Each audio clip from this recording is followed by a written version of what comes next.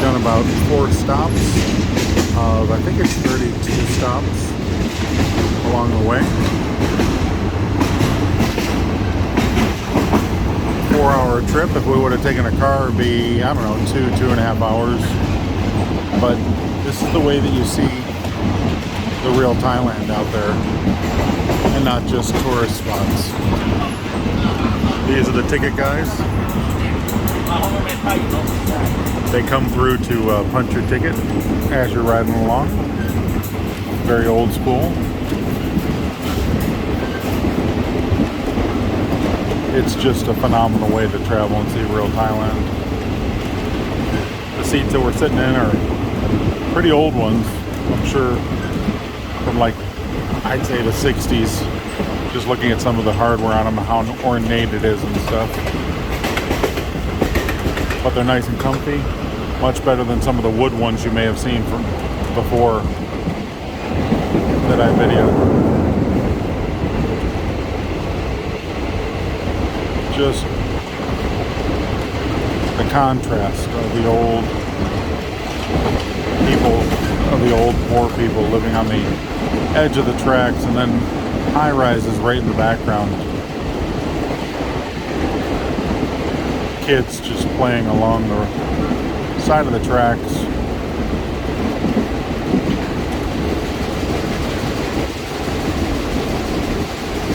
It really just brings all your senses alive being over here. It's gorgeous. I think those are banana trees. Yeah, banana trees.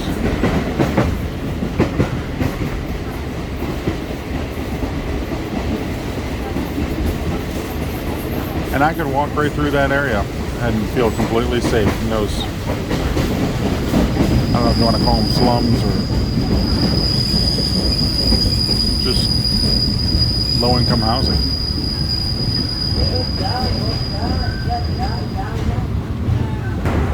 That guy's selling back scratchers. Reminds me of the Family Guy episode where he's selling butt scratchers. Butt scratchers.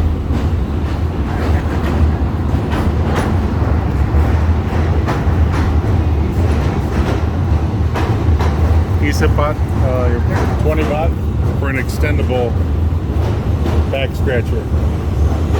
You never know.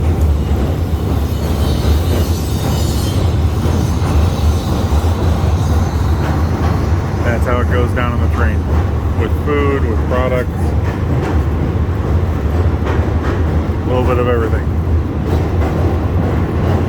There's a barge. Here's a newer train station.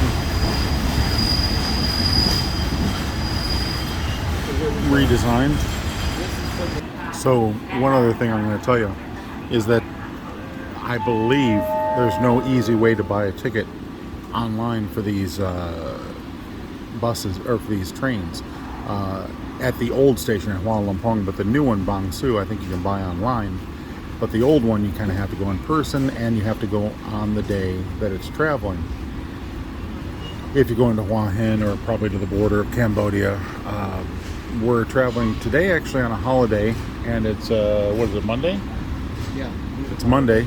It's a Buddha holiday, so there's no alcohol allowed.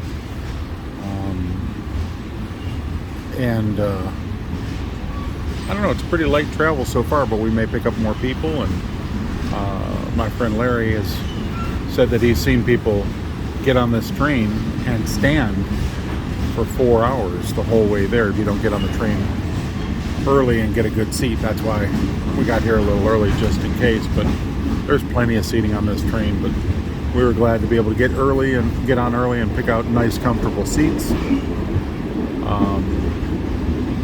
Yeah, can't complain. The air flowing through here gives us plenty of ventilation, and even though it's hot outside, it's got a nice breeze, so no problem. You got these metal shades. You can see there, you can pull those down if you want to. And the windows you can have open or closed, depending upon what you want.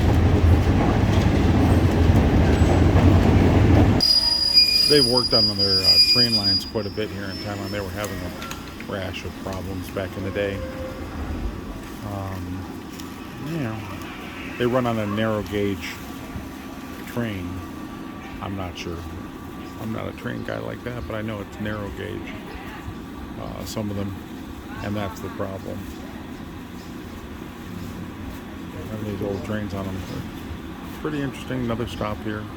Not sure which one this is. No big deal. Let's see if I can see it. Maybe that's a sign.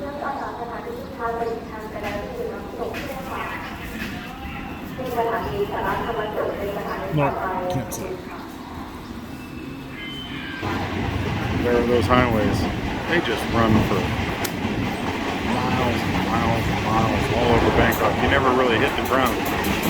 They're all up above on those highways like that.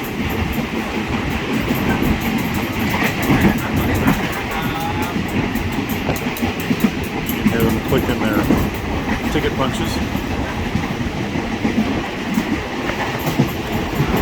Train's starting to get a little more full. Not bad. There's a Wat temple.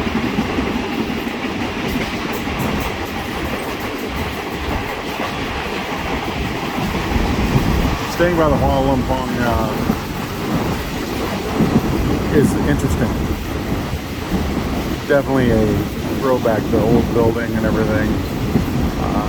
It was quite an accomplishment when they built that. I want to say in the 20s or 40s. I think it was 20s. They built that building, and it's named after King Rama V, which is their highest regarded king from the past, because he really brought Thailand into more of a modern age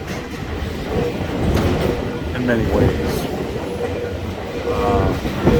So going there and seeing that architecture, I think it was a French architect who designed it and stuff. It's a beautiful building.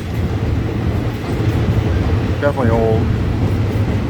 They were going to tear it down, and I guess they decided not to. They were going to tear it down at one point, then they decided to turn it into a museum. And then they decided to go ahead and leave it as a train station, but have very limited number of trains going out of it. So you're not going to find as much traffic as you did before, and do not fall for the taxi drivers standing out front, saying that whatever train you're planning on taking isn't going out of there, because they love to say, "Oh no, it doesn't go there anymore. It goes out of Bangsu," and they're trying to just get a fare out of you.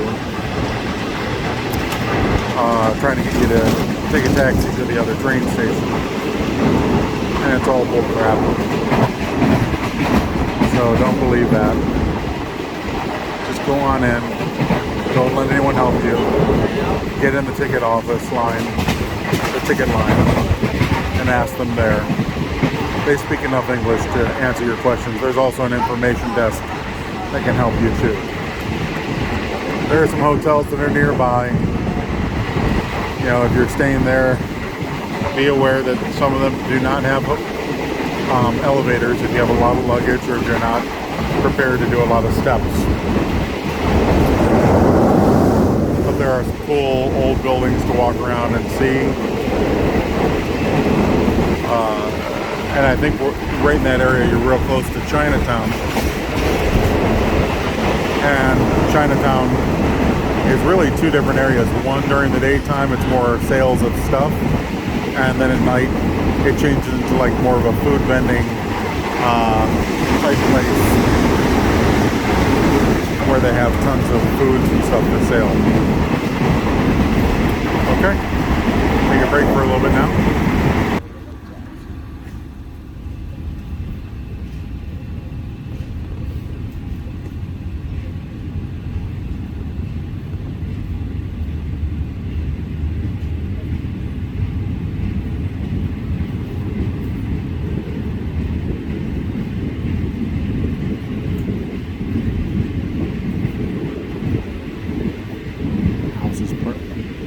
Peeking up above the reef.